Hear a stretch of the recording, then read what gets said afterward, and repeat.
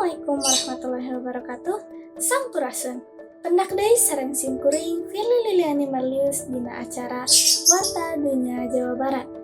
Dina dinten ayeuna 13 Juni tahun 2025. Salami 30 menit sareng simkuring baris dipedarkeun. Negara nyaeta Bino Cakrama Padalangan. Bino Cakrama Padalangan merupakan hiji sayembara dalang-dalang sa-Jawa Barat pikeun ngarebutkeun Bogor Astagina. Ieu sayembara dilaksanakeun tanggal 11 dugi ka 13 Juni tahun 2025 di Bogor, Jawa Barat.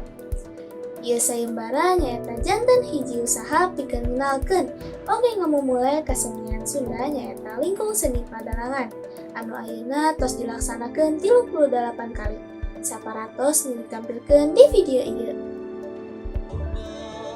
Ilmu Padalangan nyaeta hiji ilmu anu luas, hiji dalang kedah medar ilmu agama, politik, sajarah, oge kudu bisa nyampakeun keluh kesah masyarakat ka pamarentah.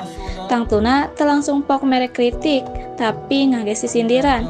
Ukituna, ieu sayembara dilaksanakeun sanes pikeun marebutkeun Bogor Astagina wungkul, tapi pikeun ngamumule budaya oge jadi sarana keluh kesah masyarakat ku pamarentah. Anu jadi pamilon di sayembara nyaeta aya 18 peserta ti kontingen atau kotana sewang-sewang. Masing-masing dalang kedah medar carita salami hiji jam. Anu ditilaina nyaeta nunjukkeun kapiawain dia ngadalang, ambar dawa lagu, basa nu digunakeun, lacerkan, oge tetekon-tetekon dina Padalangan.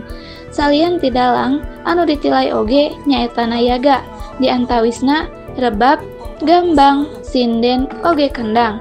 Masing-masing kategori dipeunteun ku girang pangajen nu benten-benten. Bino Cakrama ngajadikeun lingkung seni Padalangan hirup di tengah masyarakat anu modern.